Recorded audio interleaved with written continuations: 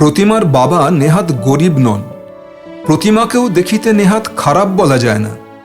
আরও কিছুদিন চেষ্টা করিলে বিবাহের অভিজ্ঞতাবিহীন ভালো একটি কুমার বর তার জন্য অবশ্যই জোগাড় করা যাইত। তবু বিপত্নিক রমেশের হাতে তাকে সমর্পণ করাই বাপমা ভালো মনে করিলেন। একবার বিবাহ হইয়াছিল এবং বছর 6 বয়সের একটি ছেলে আছে। এই দুটি খুঁত ছাড়া পাত্র হিসেবে রমেশের তুলনা হয় না।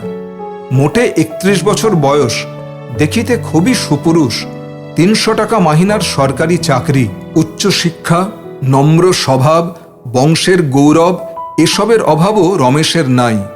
এমন পাত্র হাতছাড়া করিবে কে? রমেশ নিজেই মেয়ে দেখিতে গিয়াছিল।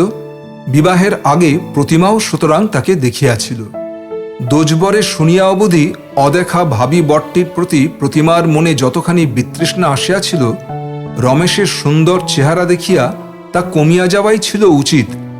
তা কিন্তু গেল না, বিরুদ্ধ ভাবটা যেন বাড়িয়াই গিয়াছিল।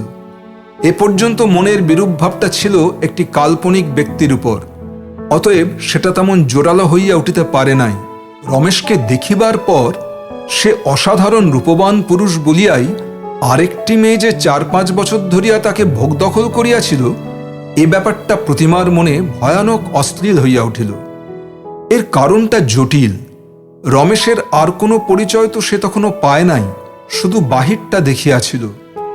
আগের স্ত্রীর সঙ্গে বাহিরের এইরূপ সংক্রান্ত সম্পর্ক ছাড়া আর কোনো সম্পর্ক কল্পনা করা প্রতিমার পক্ষে সম্ভব নয়। ভাবী বরের কথা ভাবিতে গেলেই লোকটা তার মনে উদিত হইত দেদীপ্যমান কামনার মতো ঈষৎ স্থূলাঙ্গী এক রমণীর আলিঙ্গনাবদ্ধ অবস্থায়। বিতৃষ্ণায় প্রতিমার পবিত্র কুমারী দেহে কাঁটা দিয়া উঠিত। স্বামীর সম্বন্ধে প্রতিমার এই অসুচিবোধ অনেকটা কাটিয়া গেল স্বামীগৃহে মৃতা সতীনের একখানা বড় ফটো দেখিয়া।